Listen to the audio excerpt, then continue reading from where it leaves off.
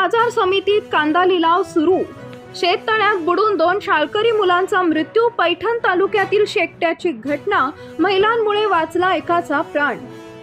कलिंगड आले मुबलक। स्ट्रॉबेरीनं बाजार फुलला।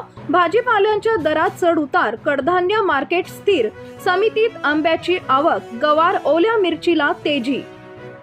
तहानलेल्या शेतीला पाणी द्या। पारोळा व भडगाव तालुक्याच्या 5 गावातील शेतकऱ्यांचे केंद्रीय जलशक्ती मंत्र्यांना साकडे। चाकणला महात्मा फुले मार्केटमध्ये कांदा, लसूण, भेंडीची प्रचंड आवक।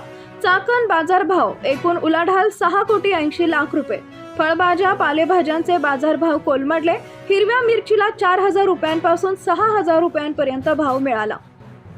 गंगापूर कारखाना उपसा सिंचन योजनेसाठी 11 कोटींची प्रतीक्षा, तर 7,000 हेक्टर क्षेत्राला फायदा। रामकृष्ण गोदावरीच्या कर्जमाफीनं गंगापूरकर आशावादी।